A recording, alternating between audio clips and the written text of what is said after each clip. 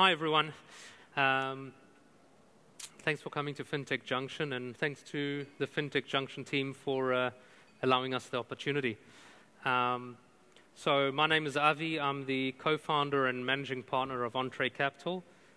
We run a fund, both global fund out of the UK and an Israeli fund here in Israel, looking at early stage opportunities. And we've had a bit of a history in backing fintech companies around the world, both Israel and abroad, companies like Riskified, Rapid, international companies like Stripe, Stash, Prosper, etc. And one of our early investments, an early stage investment that we came across and we invested 3-4 years ago, and we've continued to invest, is Brandon's business, Stash, which is based in New York. And we thought we'd discuss a bit about how startups are finding the next idea in fintech and how they get financed. And with that, you know, Brandon, maybe give us a bit of a background. How did you start Stash? Where did you come from? And where's Stash today? And then let's start talking from there. Awesome. Hi, everybody. I'm Brandon Krieg. I'm the co-founder and CEO of Stash. We're based in New York City.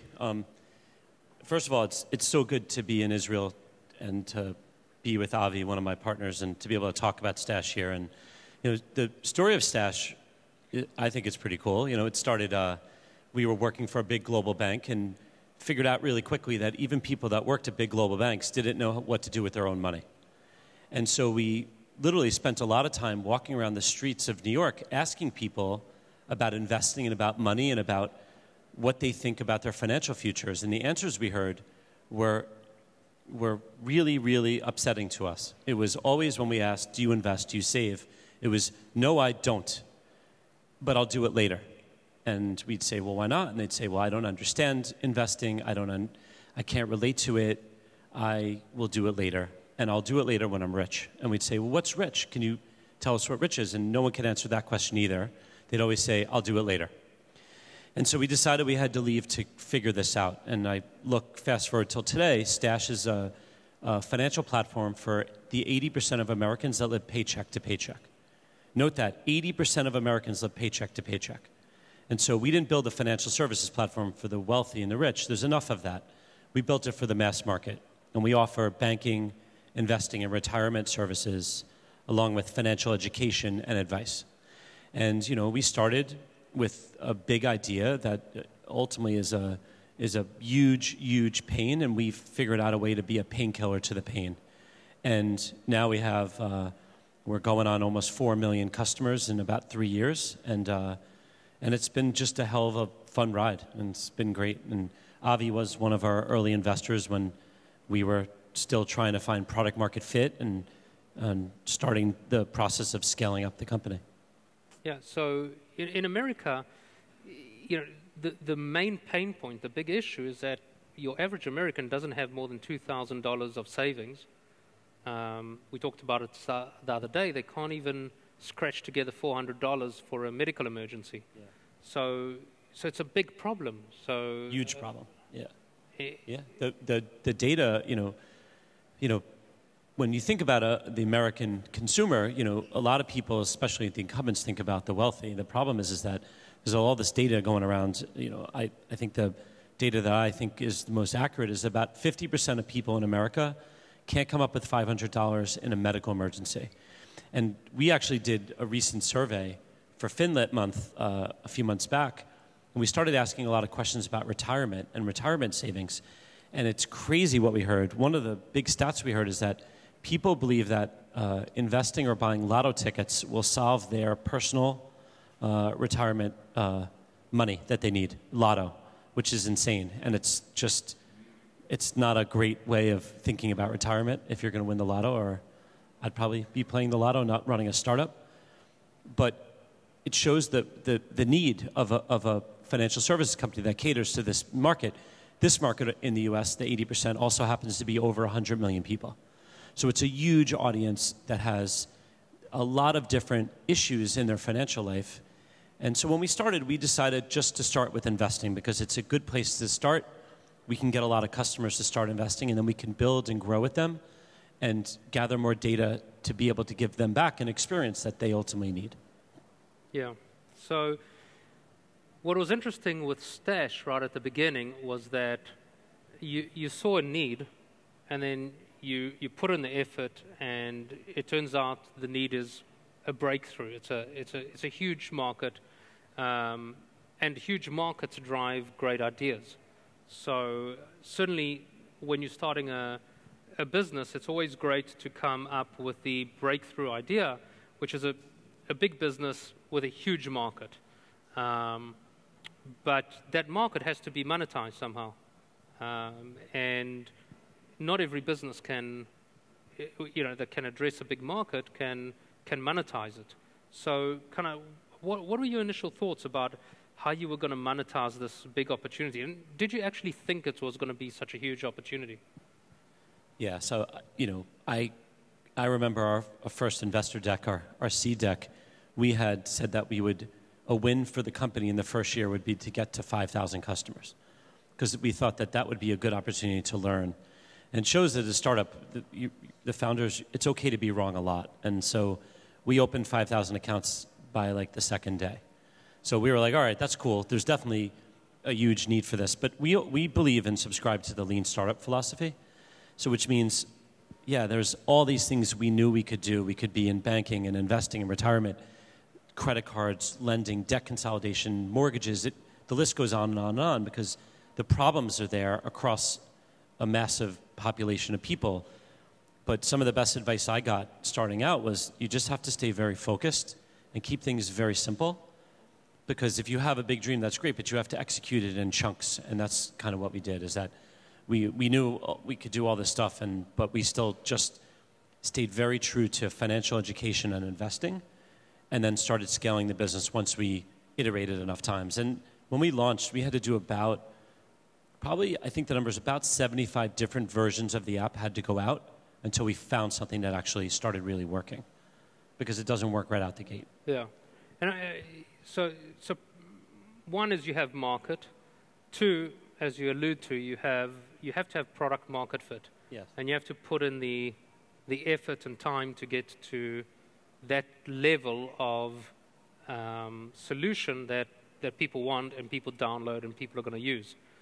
And I suppose that once you have that, then you can start building out monetization, virality, things like that. So in a broad sense, most startups, whether they're fintech or other, will go through a similar phase. I suppose the question then becomes one of, so with so many different businesses and big players today in fintech, in the consumer space and B2B space, etc., what do you see as where fintech is going? What is the opportunity? For the people here, if we had to start a business in fintech, what would that business be? Or in a more broader sense, how do you see the opportunity space panning out? Well, first, if I knew the answer perfectly, I probably wouldn't share it here. I'd go do it. But I think it's just focusing on the customer. I mean, I don't think there's a perfect answer to your question. I think for the way that we see it at Stash, it's laser focused on the customer, making the customer everything. So, for years and years, the whole fintech movement has been about unbundling and breaking up the big bank and making it its own independent companies. And we see it a little bit differently, which is putting the whole thing back together, but not making it look like a big American incumbent bank, but making it look like, well, we think like Stash, where the customer is in the dead center and everything's about the customer, everything. So the experience they get is customized for what the customer needs. The monetization of the product is monetized to what the customer needs to pay us for the products they need, but nothing else. Because I want to make sure that each customer gets their own experience from the products they use and the education and the way we deliver it to them, because all these things play a really important role in a customer-centric ecosystem. And the other part of the question is, one thing that we did realize when we started is that we did not want to be free.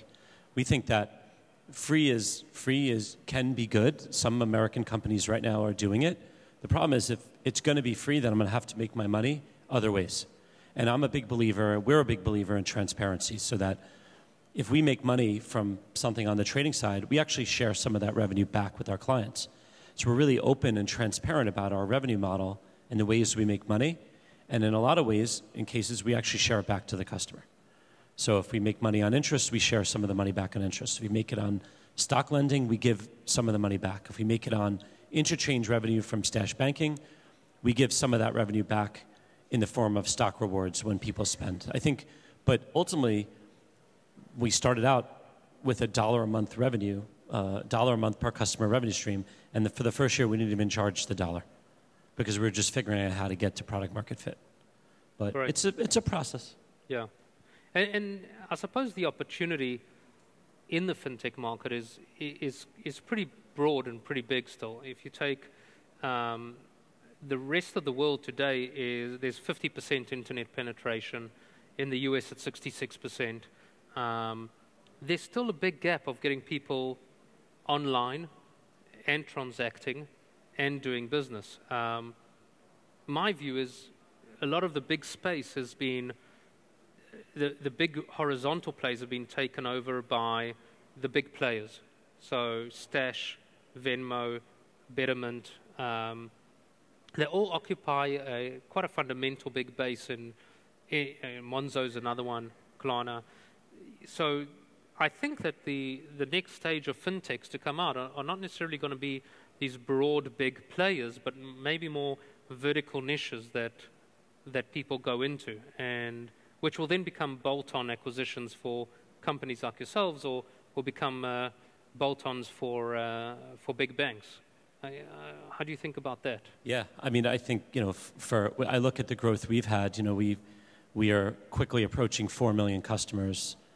This has happened really quickly, and we're now starting to speed up because as we hit this critical mass, we're finding that virality is increasing, referrals increasing, organic is increasing. The amount of money we spend, we raise money from venture, and we don't want to give that money to social media companies. So ultimately, we want to be able to scale the business in a way where the customers are helping us scale it. That's starting to happen for us. So I think there's always going to be niche places in the business. There's definitely going to be areas where the pain isn't that big, but there's still a need to fill it through technology or fintech, and I think there's going to be a lot of opportunity.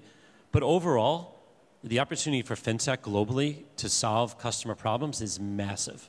It's just so big. I have completely understated how much and how big this opportunity is for so many companies to really compete and own market share very quickly. In the U.S., between the top 4 or 5 different digital first neo-challenger banks, we have collectively a very small percentage of the U.S. population.